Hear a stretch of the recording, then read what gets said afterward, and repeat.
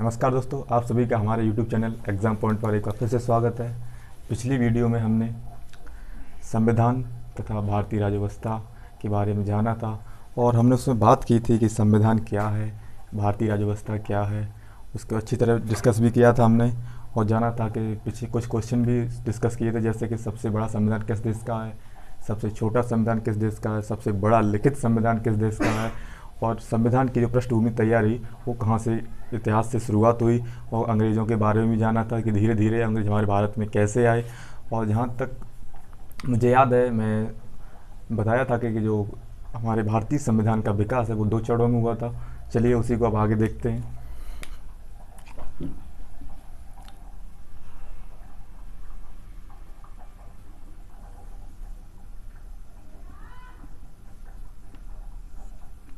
तो जैसा कि हम सभी जानते हैं, हमने पढ़ा था भारतीय राज्य व्यवस्था। हम सभी जानते हैं, आपको बताया भी था कि भारत में जो राज करने की व्यवस्था है उसे भारतीय राज्य व्यवस्था बोलते हैं। तो आज हम बात करेंगे भारत का संवैधानिक विकास।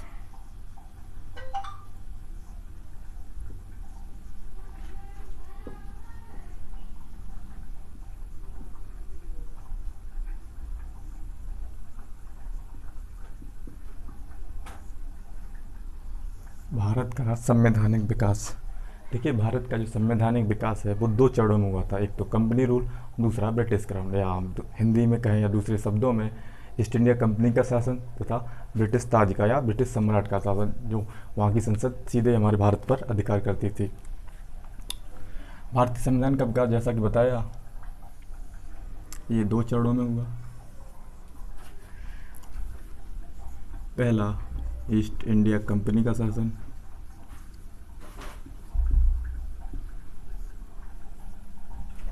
और दूसरा था ब्रिटिश क्राउन।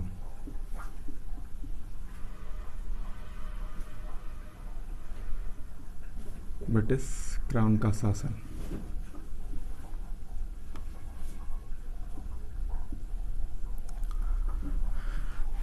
कंपनी के शासन में हम 1773 की रेगुलेटिंग एक्ट,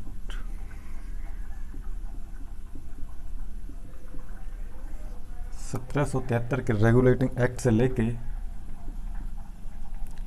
1853 के चार्टर एक्ट, जिसमें कि 1773 का रेगुलेटिंग एक्ट, 1781 का सेटलमेंट एक्ट,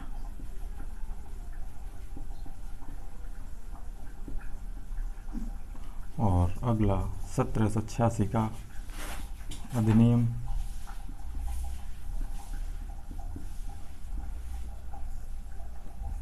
अगला 1793 का चार्टर एक्ट,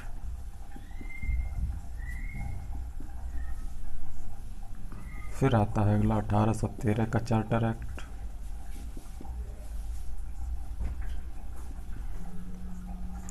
फिर आता है इसमें 1833 का चार्टर एक्ट, और जो अंतिम था 1853 का चार्टर एक्ट।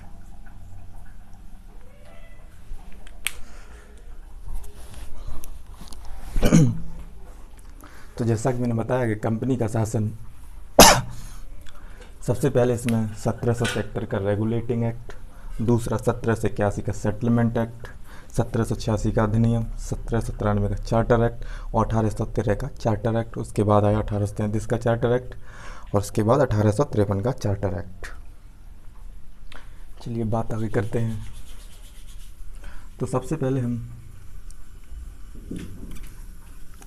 1773 के रेगुलेटिंग एक्ट के बारे में बात करेंगे।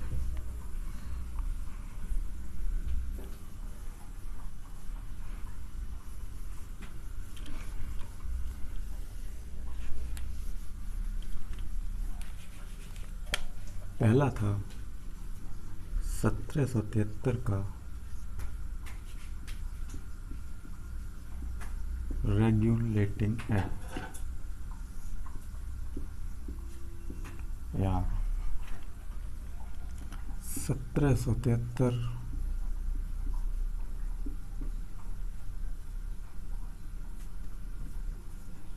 रेगुलेटिंग अधिनियम।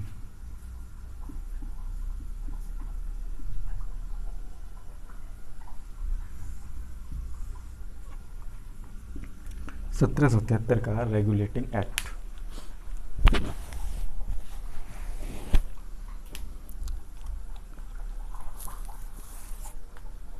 सत्रह सौ तिहत्तर का रेगुलेटिंग एक्ट, हम सभी जानते हैं कि 1773 में जो इंग्लैंड के जो तत्कालीन प्रधानमंत्री थे वो थे लॉर्ड नॉर्थ।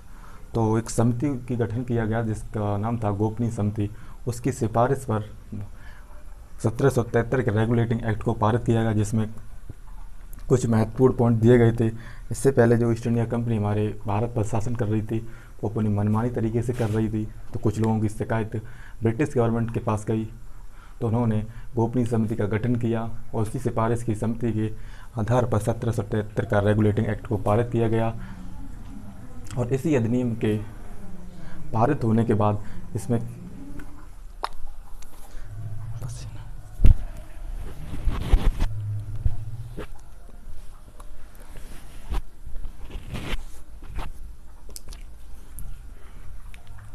और इसी अधिनियम के माध्यम से ब्रिटिश सरकार ने भारत पर नियंत्रण स्थापित करने का पहला प्रयास किया था। चलिए इसके बारे में बात करते, क्या क्या था इसमें कुछ महत्वपूर्ण पॉइंट। इसमें पहला पॉइंट तो यही था कि ब्रिटिश सरकार ने ईस्ट इंडिया कंपनी को 20 वर्ष का एक एकाधिकार दिया व्यापार करने के लिए।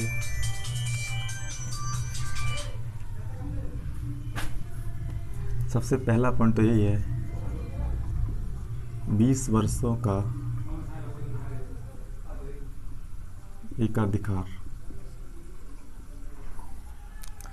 ईस्ट इंडिया कंपनी को ब्रिटिश सरकार ने 20 वर्षों का एक एकाधिकार दिया। इसी अधिनियम के तहत 1774 ईस्वी, इसी अधिनियम के तहत 1774 ईस्वी 1774 ईस्वी में कलकत्ता में एक सुप्रीम कोर्ट की स्थापना की गई, जिसमें कि 4 जज सदस्य थे, जो कि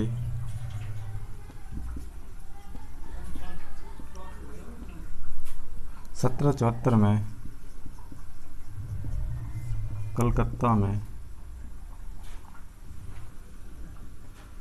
सुप्रीम कोर्ट की स्थापना।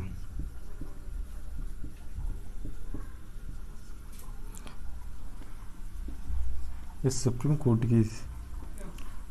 कोर्ट में इसके जो चीफ जज थे, यानी कि जो चीफ जस्टिस,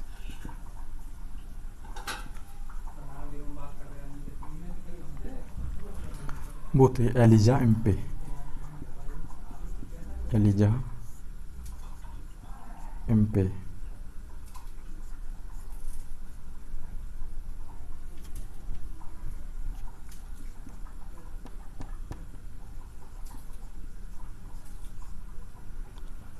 और यो अन्य जज हाइड,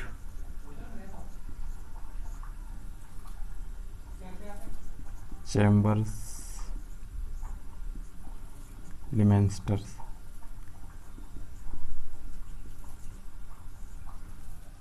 सत्रह सौ चौहत्तर में कलकत्ता में एक सुप्रीम कोर्ट की स्थापना की जिसमें 4 जज थे, जिसमें जो चीफ जज थे वो तो एलिजा एम्पे और उनके अन्य जज हाइड, चैम्बर्स और लिमेंस्टर। चलिए आगे बात करते हैं।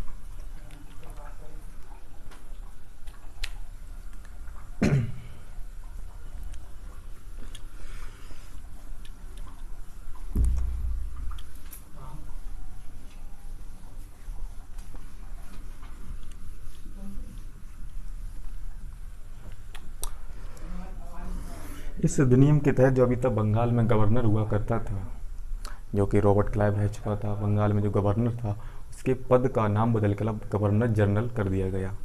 तो अगला पॉइंट है बंगाल के गवर्नर पद का नाम बदलकर गवर्नर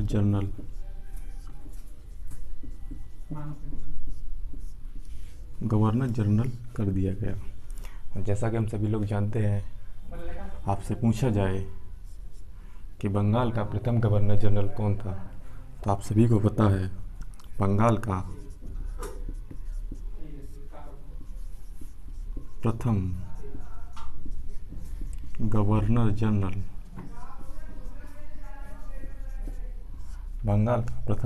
जनरल वॉरेन हेस्टिंग।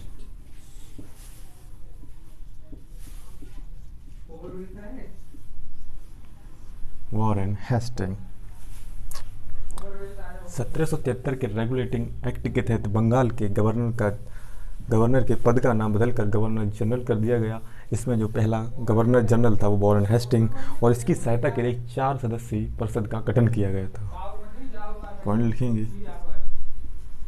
इसकी सहायता या बंगाल के गवर्नर जनरल की सहायता के लिए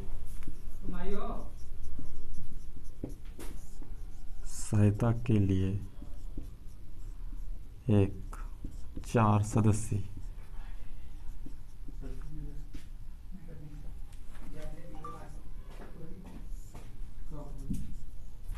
परिषद का गठन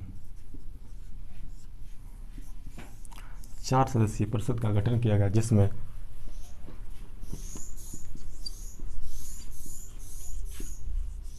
जो पहला व्यक्ति था वो था बारवेल, दूसरा मानसेन, तीसरा था क्लेवेरिंग, चौथा फ्रांसिस। बंगाल का प्रथम गवर्नर जनरल वॉरेन हेस्टिंग, इसकी सहायता के लिए 4 सदस्यीय परिषद का गठन किया गया, जिसमें 4 सदस्य बारवेल, मानसन, क्लेवेरिंग और फ्रांसिस थे। नोट कर लीजिए।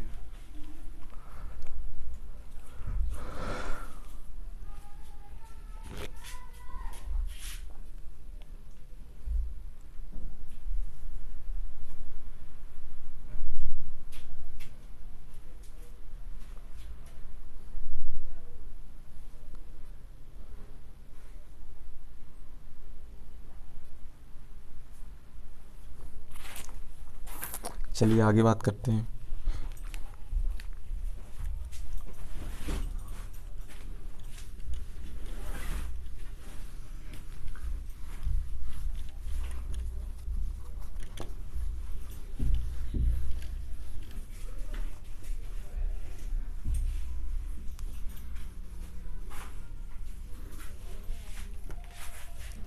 इसके बाद 1781 का एक्ट ऑफ सेटलमेंट या 1781 का सेटलमेंट एक्ट,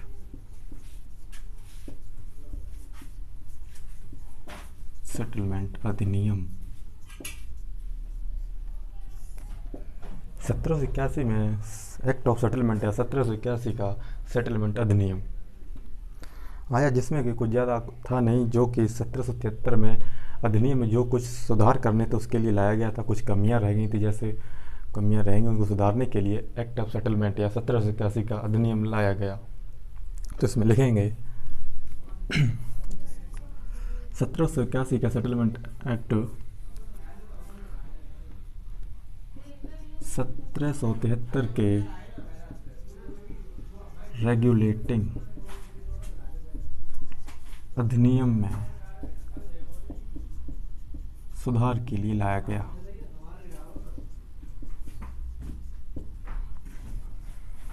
इसमें सबसे मेन पॉइंट यही बनता है कि 1781 का सेटलमेंट एक्ट 1773 के रेगुलेटिंग अधिनियम में सुधार के लिए लाया गया। लेकिन इसमें कुछ पॉइंट और हैं, जैसे कि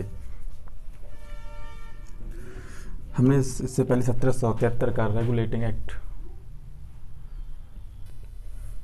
इससे पहले हमें 1773 का रेगुलेटिंग एक्ट के बारे में पढ़ा था। उसमें जो कि हमारे जो कलकत्ता सुप्रीम कोर्ट के जो चीफ जस्टिस थे एलिजा एम्पे, और गवर्नर जनरल था लॉर्ड वॉरेन हेस्टिंग। इन्होंने क्या किया, जो लॉर्ड वॉरेन हेस्टिंग था उन्होंने एलिजा एमपी के साथ दोस्ती कर ली या उनको निजी संबंध बना लिए और दोस्ती कर ली।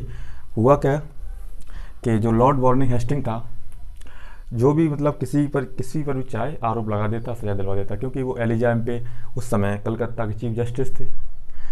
लॉर्ड वार्निंग हेस्टिंग किसी को कहता इसको फांसी देनी, तो एलिजा एमपी चीफ जस्टिस थे, न्याय सुना के उसको फांसी दिया करते थे। तो उसी से 1781 के सेटलमेंट अधिनियम में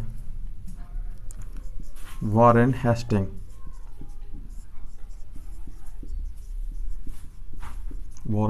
पर कुशासन के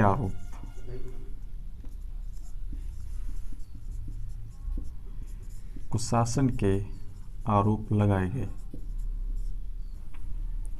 और हम सभी जानते हैं कि वॉरेन हेस्टिंग पर जो कुशासन के आरोप लगाए थे उसमें 3 लोग मुख्य थे।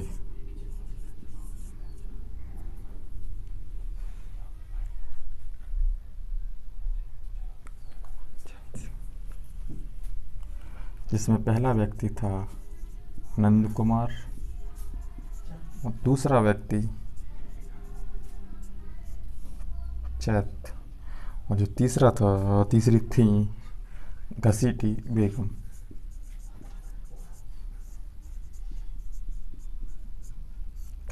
बेगम। यानी कि जो वॉरेन हेस्टिंग पर जो किसी पर भी आरोप लगा के सजा दिलवा देता था, तो उसी भारत के कुछ लोग जैसे नंद कुमार, चैत सिंह और घसीटी बेगम ने वॉरेन हेस्टिंग पर कुशासन के आरोप लगाए।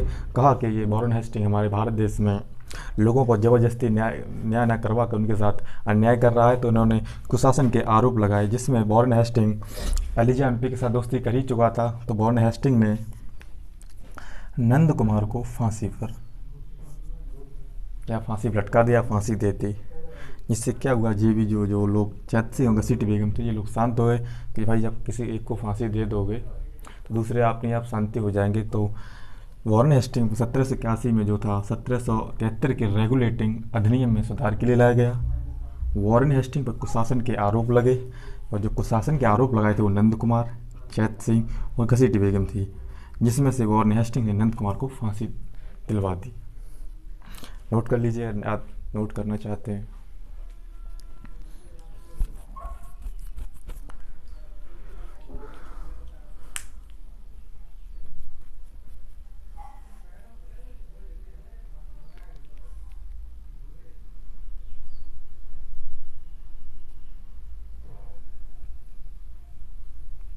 चलिए आगे बात करते हैं। 1773 के रेगुलेटिंग एक्ट और 1781 के सेटलमेंट एक्ट के बाद जो अगला अधिनियम आया उसका नाम था 1784 का पिट्स इंडिया एक्ट।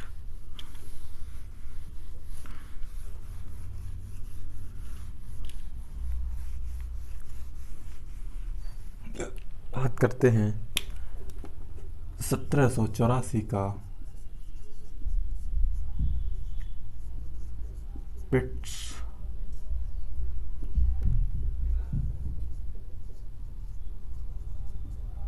इंडिया अधिनियम या 1784 का पिट्स इंडिया एक्ट। 1784 के पिट्स इंडिया एक्ट में जो वहाँ के प्रधानमंत्री थे वो थे विलियम पिट्स। तो उन्हीं के नाम पर ये 1784 का पिट्स इंडिया एक्ट पारित किया गया। और जो सभी जो एक्ट या जो कानून पारित होते वो ब्रिटिश संसद में होते थे और लागू भारत में हुआ करते थे। यानी हम एक निष्कर्ष यहाँ से ये भी निकाल सकते थे कि सरकार को चलाने के लिए पिछले इलेक्शन में पढ़ा था कि कार्यपालिका, विधायिका और न्यायपालिका की जरूरत होती है। तो लंदन में जो विधायिका यानी जो एक्ट पारित हो रहे थे वो विधायिका का काम था, और भारत में जो गवर्नर जनरल थे वो कार्यपालिका और न्यायपालिका, सुप्रीम कोर्ट की स्थापना हो ही चुकी थी। तो बात करते हैं 1784 का पिट्स इंडिया अधिनियम या 1784 का पिट्स इंडिया एक्ट।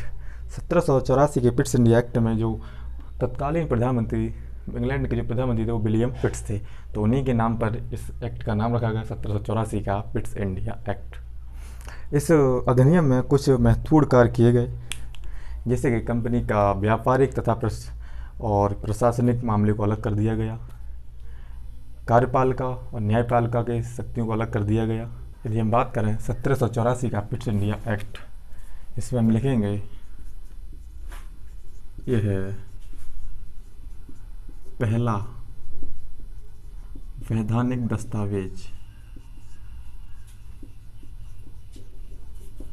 यह है पहला वैधानिक दस्तावेज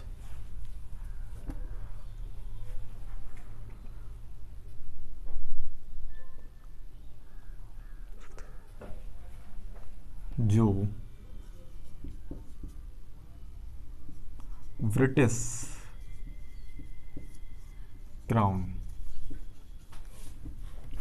क्राउन के शासन को व्यक्त करता है।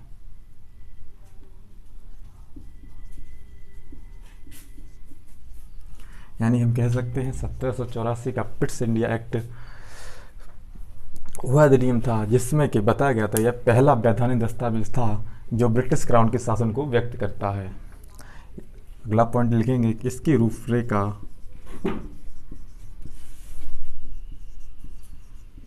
रूपरेखा और इंग्लैंड के प्रधानमंत्री विलियम पिट्स, इसकी रूपरेखा इंग्लैंड के प्रधानमंत्री विलियम पिट्स ने तैयार की थी, तो उन्हीं के नाम पर 1784 का पिट्स इंडिया एक्ट।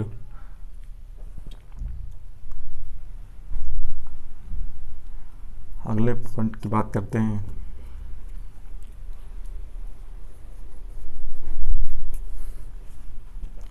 इस अधिनियम के तहत या इस एक्ट के तहत इस अधिनियम के तहत ही लंदन में बोर्ड ऑफ कंट्रोल यानी BOC या नियंत्रक मंडल की स्थापना की गई। कंपनी में जो शासन चल रहा था कि इससे पहले नंद कुमार और चैत सिंह ने और घसीटी बेगम ने आरोप लगाए थे कि जो भारत में जो बंगाल का गवर्नर जनरल है उसमें कुछ शासन के आरोप लगे थे, तो उसी को नियंत्रण कंपनी की जो शासन व्यवस्था नियंत्रण करने के लिए लंदन में बोर्ड ऑफ कंट्रोल की स्थापना की। चलिए इसी एक्ट के तहत तो लंदन में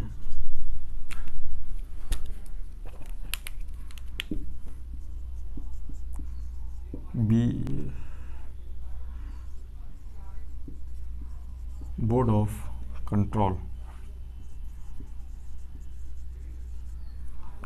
इसी अधिनियम के तहत लंदन में बोर्ड ऑफ कंट्रोल की स्थापना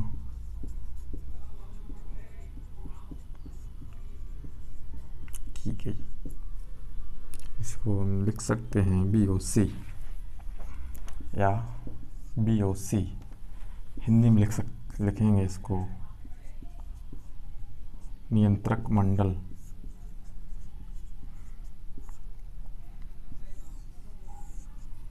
इस नियंत्रक मंडल या बोर्ड ऑफ कंट्रोल या BOC में 6 सदस्य हुआ करते थे। इस बोर्ड ऑफ कंट्रोल या BOC या नियंत्रक मंडल में 6 सदस्य हुआ करते थे।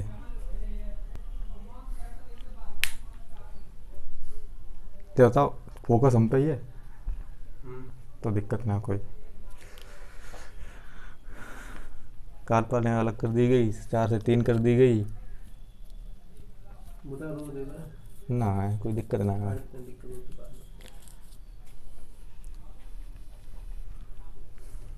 चलिए आगे बात करते हैं।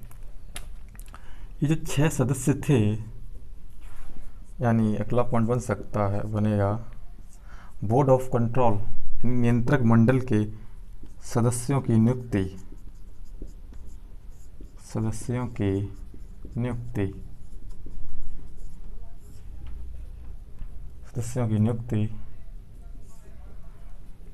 ब्रिटिश के सम्राट या ब्रिटिश की महारानी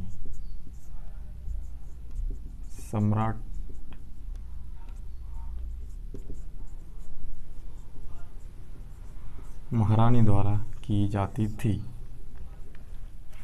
चलिए अब आगे बात करते हैं।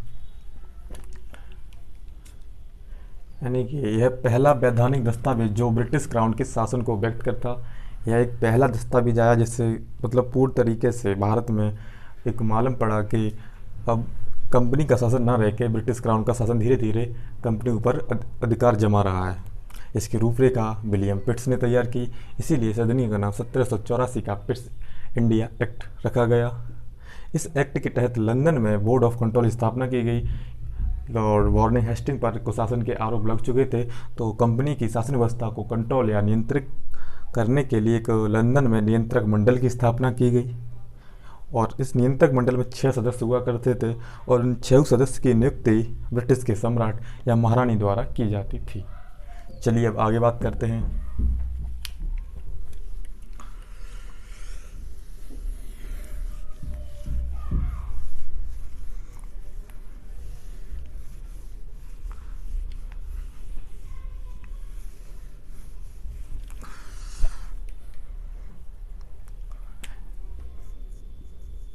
इस अधिनियम या एक्ट तहत गवर्नर जनरल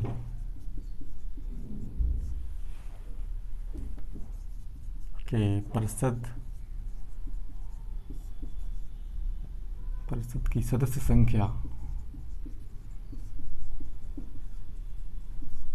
संख्या को घटाकर 4 से 3 कर दिया गया।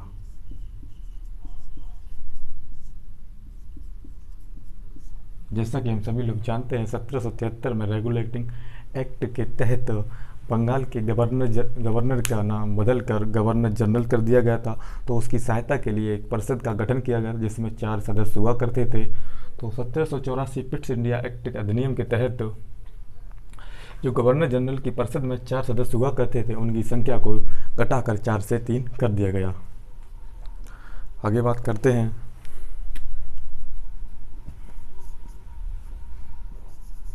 इस अधिनियम के तहत या इस एक्ट के तहत कार्यपालिका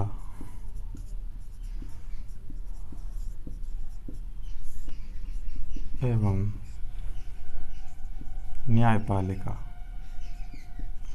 इस एक्ट के तहत कार्यपालिका एवं न्यायपालिका की शक्तियों को अलग कर दिया गया।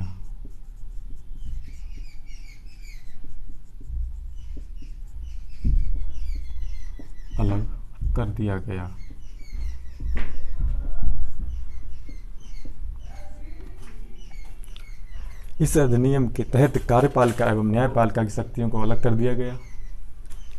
नोट कीजिए।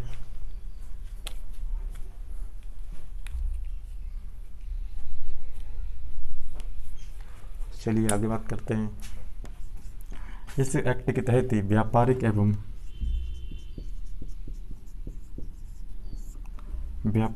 एवं प्रशासनिक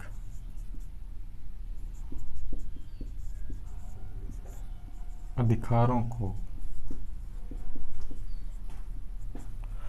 इस एक्ट के तहत व्यापारिक एवं प्रशासनिक अधिकारों को पृथक या अलग कर दिया गया।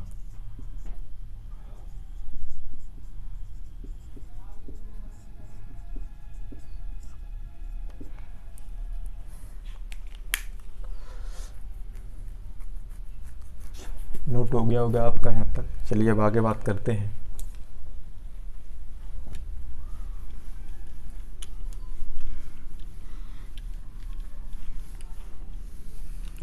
इसके बाद जो आएगा वो आएगा 1786 का अधिनियम। 1786 के अधिनियम में ज़्यादा कुछ नहीं, उसमें मात्र 2 ही महत्वपूर्ण कार्य किए गए। जो भी महत्वपूर्ण हैं उनको ही पढ़ेंगे, बाकी फालतू से क्या मतलब, रटना बिल्कुल नहीं है, कंसेप्ट को समझते चलना है। इसके बाद आया 1784 के पिट्स इंडिया एक्ट के बाद 1786 का अधिनियम या 1786 का एक्ट। 1786 के अधिनियम में ज़्यादा कुछ नहीं है, जैसे मात्र 2 ही महत्वपूर्ण कार्य किए गए। पहला महत्वपूर्ण कार्य तो यही है कि गवर्नर जनरल को विशेष परिस्थितियों में गवर्नर जनरल को विशेष परिस्थितियों में अपने परिषद द्वारा लिए गए निर्णयों को रद्द करके अपना निर्णय लागू करने की शक्तियाँ प्रदान की गई।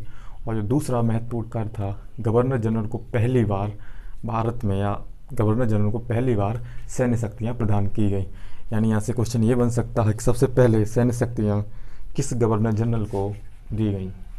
चलिए बात करते हैं 1786 का अधिनियम, जिसमें नोट करेंगे आप, इस अधिनियम के तहत या इस एक्ट के तहत गवर्नर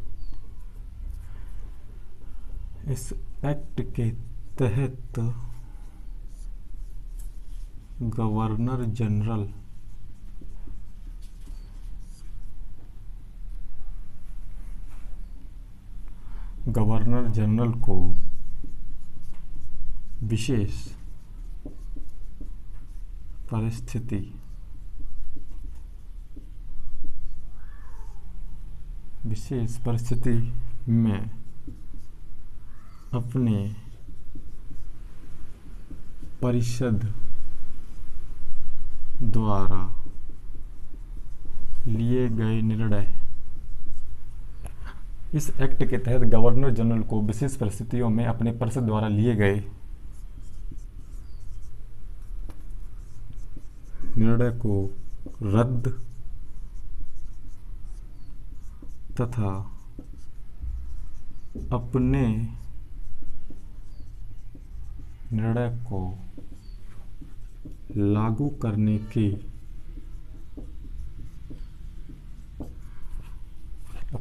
को लागू करने की शक्ति प्रदान की गई।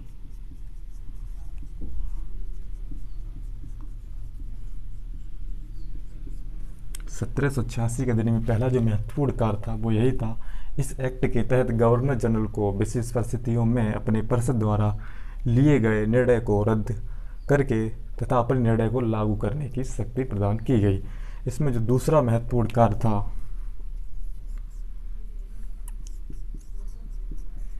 गवर्नर जनरल को पहली बार सैन्य शक्तियां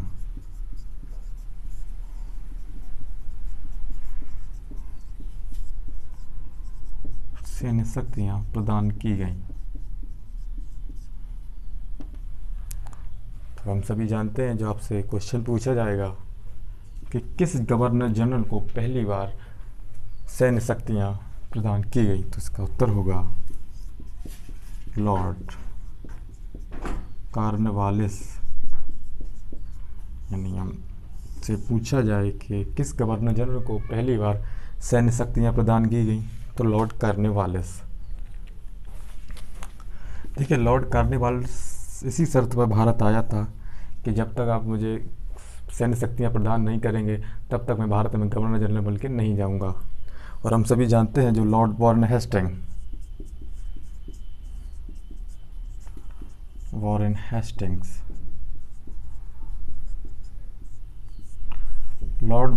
पर जो कुशासन के आरोप लगाए थे वो नंद कुमार, चैत सिंह और घसीटी बेगम में लगाए थे। और इस पर जो लंदन में संसद में जो महाभियोग लगाया, लंदन की संसद में जो महाभियोग लगाया उसका नाम था एडमंड वर्क।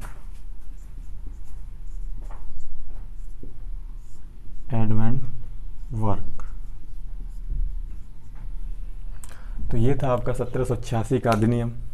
इस एक्ट के तहत गवर्नर जनरल को विशेष परिस्थितियों में अपने परिषद द्वारा लिए गए निर्णय को रद्द करके अपने निर्णय को लागू करने की शक्ति प्रदान की गई। और आपसे पूछा जाए ऐसा किस करने का मौका सर्वप्रथम किसे दिया गया, तो उसका उत्तर होगा लॉर्ड कॉर्नवालिस। इसी अधिनियम के जो दूसरा महत्वपूर्ण कार्य किया गया, गवर्नर जनरल को पहली बार सैन्य शक्तियाँ प्रदान की गई। तो यदि आपसे पूछा जाए कि सबसे पहले सैन्य शक्तियाँ किस गवर्नर जनरल को दी गई, तो फिर भी आप आंसर ही देंगे कि Lord Cornwallis. Lord Warren Hastings जिस पर कुशासन का आरोप लगा था, उनके नाम जैसे पहले थे नंद कुमार, दूसरे थे चैत सिंह, तीसरी थी घसीटी बेगम। ये तो पता, लेकिन यदि आपसे पूछा जाए कि लॉर्ड वॉरेन हेस्टिंग्स पर लंदन में जो महाभियोग लगाया वो किसने लगाया था, एडमंड वर्क ने। और जो लॉर्ड कॉर्नवालिस भारत में गवर्नर जनरल के बनकर आया था, उसकी शर्त ये थी कि मैं भारत में गवर्नर जनरल बन के तभी जाऊँगा जब मुझे आप सैन्य शक्तियाँ प्रदान करें।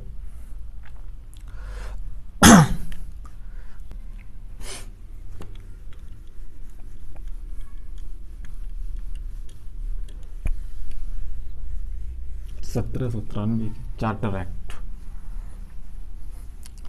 इससे पहले मैं आपको समझा चुका हूँ कि चार्टर का मतलब होता है राजलेख या आदेश पत्र,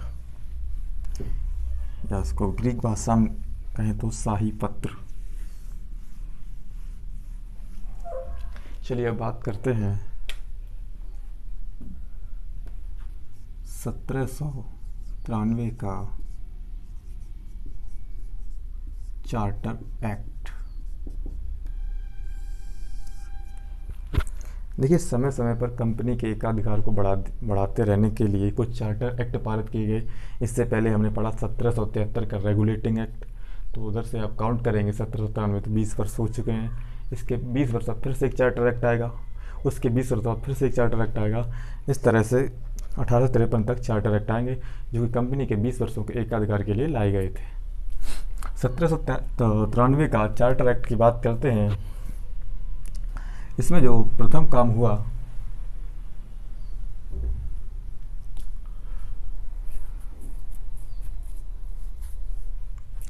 सत्रह सौ तिरानवे के चार्टर एक्ट में सबसे पहला काम तो यही हुआ कि कंपनी के शासन एकाधिकार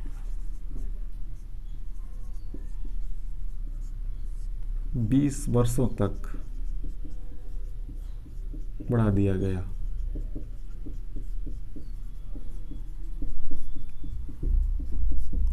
पहला काम तो ये हुआ कि कंपनी के शासन व्यवस्था या शासन के एकाधिकार को 20 वर्षों तक बढ़ा दिया गया।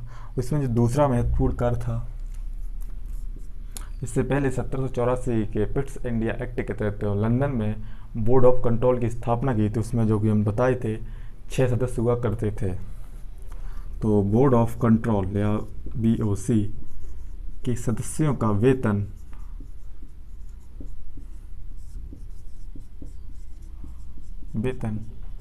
भारतीय राजस्व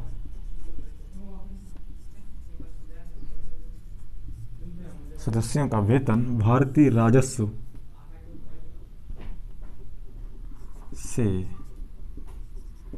दी जाने की व्यवस्था की गई।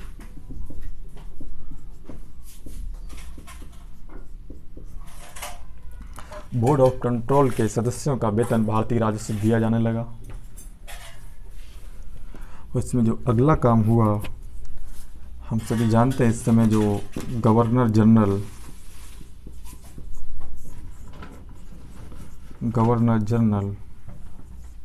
लॉर्ड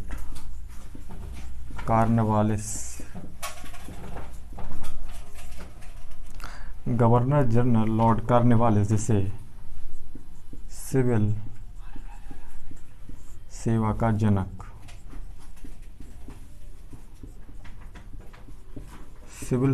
का जनक भी कहा जाता है। इसे सिविल सेवा का जनक क्यों कहा जाता है? क्योंकि इसने लॉर्ड बॉर्नी हेस्टिंग ने 21 अप्रैल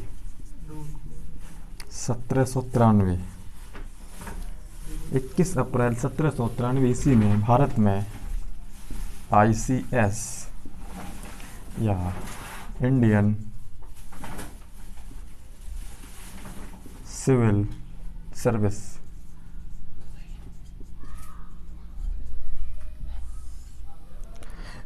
अप्रैल 1793 ईस्वी में भारत में इंडियन सिविल सर्विस की स्थापना की, जिसे हम शॉर्ट में ICS भी बोलते हैं। इसीलिए लॉर्ड कॉर्नवालिस को सिविल सेवा का जनक भी कहा जाता है।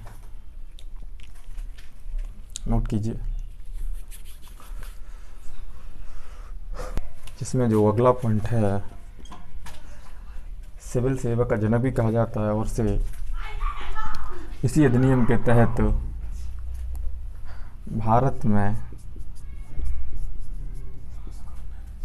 राजस्व पुलिस का गठन किया गया। राजस्व पुलिस का गठन किया गया।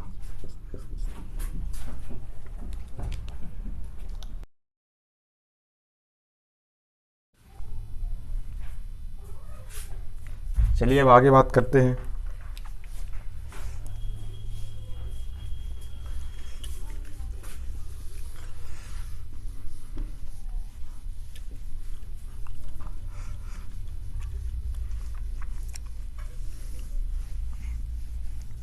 सत्रह सौ तिरानवे के चार्टर एक्ट के बाद 1813 का चार्टर एक्ट आया। देखिए आप, फिर से 20 साल गुजर चुके हैं, 1793 से लेके 1813 तक। आगे है जो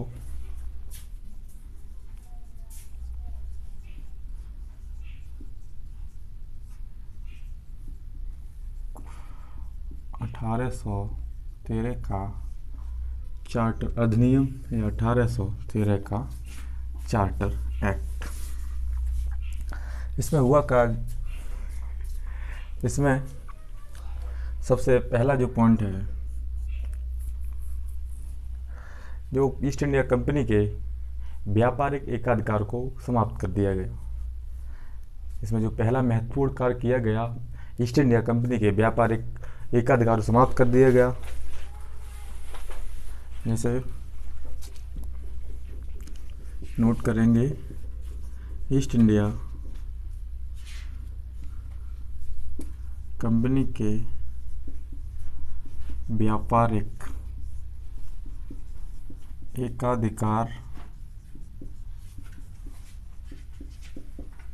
समाप्त किया गया, परंतु चाय का व्यापार एवं चीन के साथ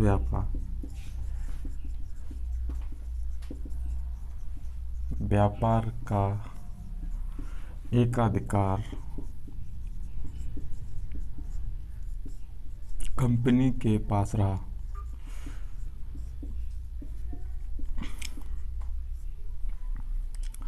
यानी कि 1813 के चार्टर एक्ट में ईस्ट इंडिया कंपनी के व्यापारिक एकाधिकार को समाप्त कर दिया गया, परंतु जो चाय का व्यापार था और जो चीन के साथ व्यापार था वो सिर्फ ईस्ट इंडिया कंपनी करेगी। बाकी जो व्यापार और चीज़ मसाले के व्यापार थे उसमें अब कोई भी मतलब अंग्रेज आके भारत से व्यापार कर सकता था।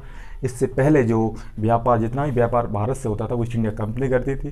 तो इस एक्ट या अधिनियम के द्वारा ईस्ट इंडिया कंपनी के व्यापारिक एकाधिकार समाप्त किया गया। सिर्फ दो कंपनी के पास अब दो एकाधिकार बचे थे, एक तो चाय का व्यापार और दूसरा चीन के साथ व्यापार। यानी कि अब कंपनी जो व्यापार करेगी वो चाय का व्यापार करेगी और चीन के साथ व्यापार करेगी। चलिए अब आगे देखते हैं।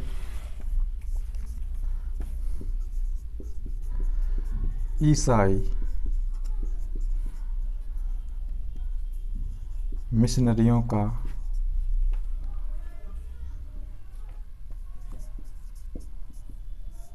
आगमन।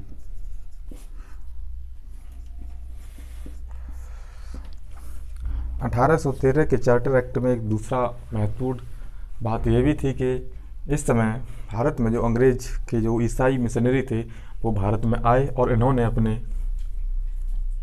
धर्म का प्रचार प्रसार,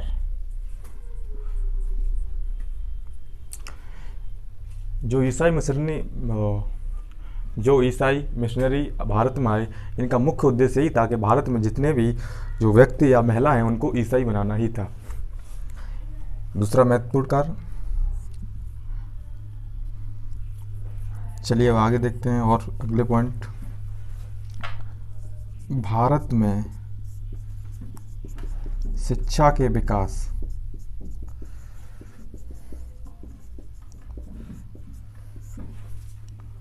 के लिए 1,00,000 रुपए प्रति वर्ष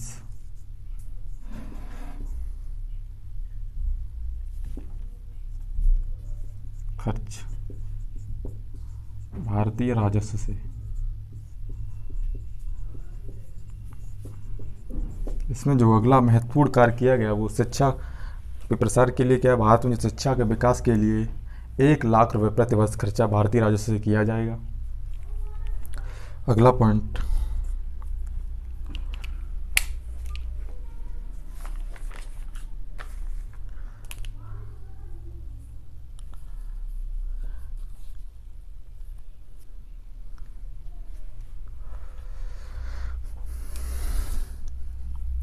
चलिए अब आगे बात करते हैं 1833 के चार्टर अधिनियम।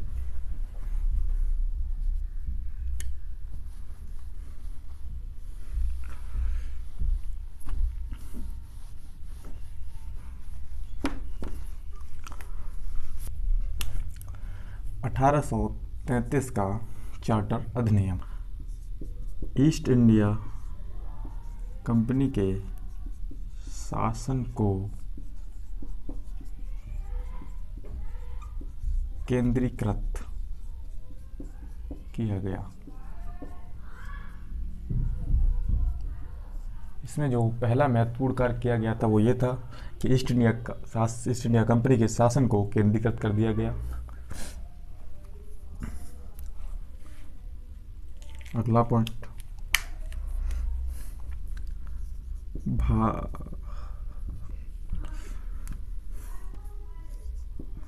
बंगाल के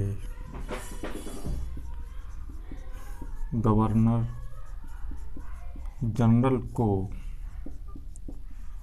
अब भारत का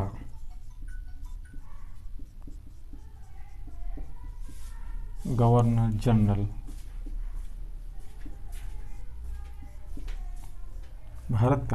जनरल कहा जाने लगा। और हम सभी जानते हैं भारत का प्रथम governor general lord William Bentinck.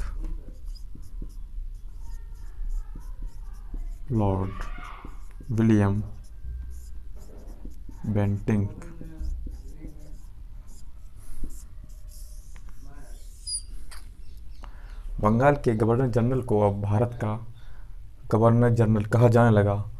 सबसे पहले जो भारत का गवर्नर जनरल बनाया गया वो लॉर्ड विलियम बेंटिक था।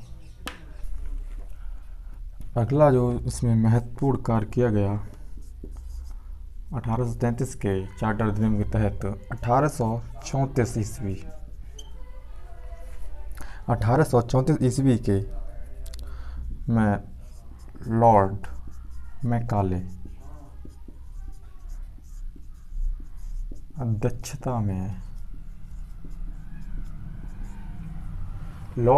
की अध्यक्षता में एक विधि आयोग या लॉ कमीशन विधि आयोग की स्थापना की गई।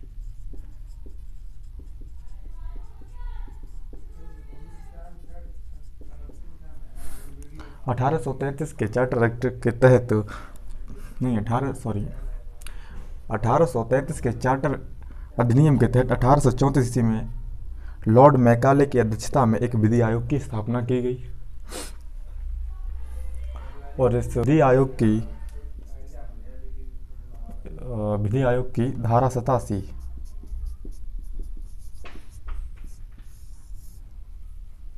का वर्णन किया गया।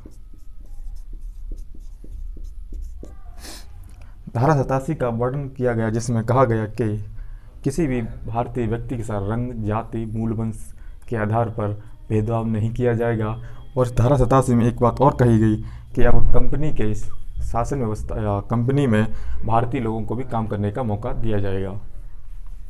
तो धारा 87 का वर्णन जिसमें कहा गया कि किसी भी भारतीय नागरिक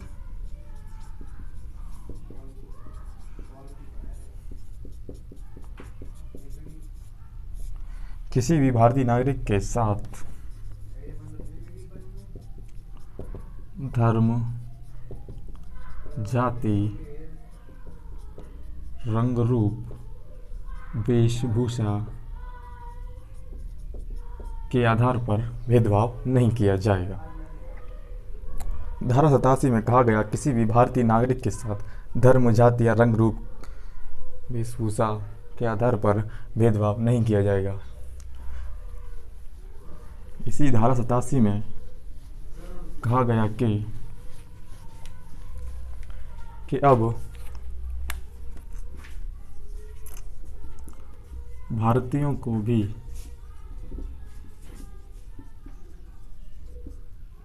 कंपनी में काम करने का मौका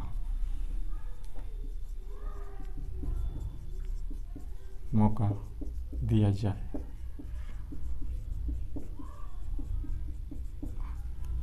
धारा 87 में कहा गया किसी भी भारतीय नागरिक के साथ धर्म, जाति, रंग, रूप, वेशभूषा के आधार पर भेदभाव नहीं किया जाएगा तथा इसमें यह भी कहा गया भारतीयों को भी अब कंपनी में काम करने का मौका दिया जाए। चलिए अब आगे बात करते हैं।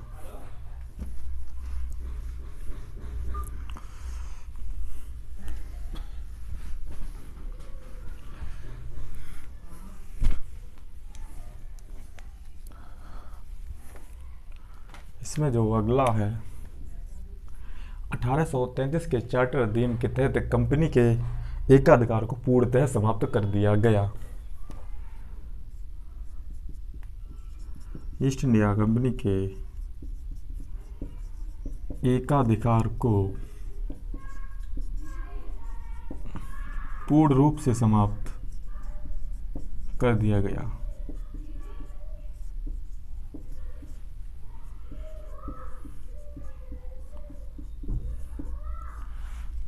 सत 1813 के चार्टर एक्ट में हमने पढ़ा था कि कंपनी के एकाधिकार को समाप्त कर दिया गया, परंतु चाय का व्यापार तथा चीन के साथ व्यापार का एकाधिकार कंपनी का बना रहा। जबकि 1833 के चार्टर अधिनियम के तहत ईस्ट इंडिया कंपनी के एकाधिकार को पूरी तरह समाप्त कर दिया गया, यानी कि अब कोई भी अंग्रेज आके भारत के साथ व्यापार कर सकता है।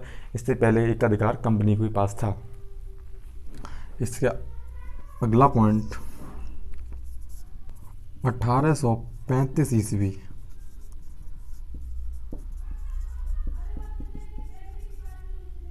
अंग्रेजी को आधिकारिक या ऑफिशियल लैंग्वेज 1835 ईस्वी में अंग्रेजी को आधिकारिक भाषा बनाया गया।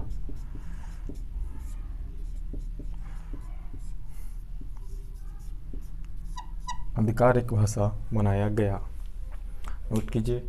चलिए अब आगे बात करते हैं। इस अधिनियम के तहत ही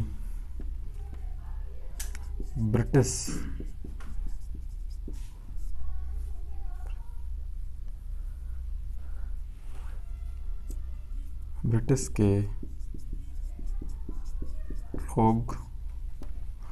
के लोगों को भारत में जमीन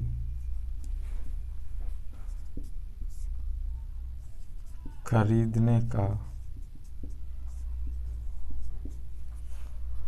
ब्रिटिश के लोगों को भारत में जमीन खरीदने का अधिकार दिया गया। यानी कि अब कोई भी अंग्रेज आके भारत में जमीन खरीद सकता है और वो रह सकता है। और इससे पहले 1835 ईस्वी में अंग्रेजी को आधिकारिक भाषा बनाया गया, जमीन खरीदने का अधिकार प्रदान किया गया। और इसी अधिनियम के तहत 1843 ईस्वी दास प्रथा का अंत किया गया।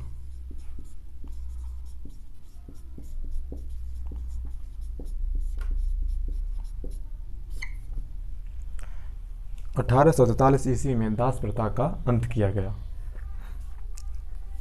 उसमें जो अगला है 12 सदस्यों वाली विधान परिषद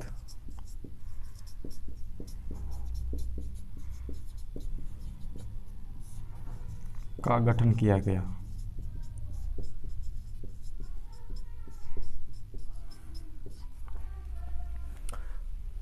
अठारह के चार्टर अधिनियम के तहत कंपनी के शासन के एकाधिकार को पूर्ण रूप से समाप्त कर दिया गया। ईस्ट इंडिया और 1835 ईस्वी में अंग्रेजी को आधिकारिक भाषा बनाया गया और ब्रिटिश के लोगों को भारत में जमीन खरीदने का अधिकार दिया गया तथा 1843 ईस्वी में दास प्रथा का अंत किया गया और एक 12 सदस्यों वाली विधान परिषद का गठन किया गया। इससे आगे का जो है हम अगली वीडियो में डिस्कस करेंगे। तब तक के लिए जय हिंद, जय भारत।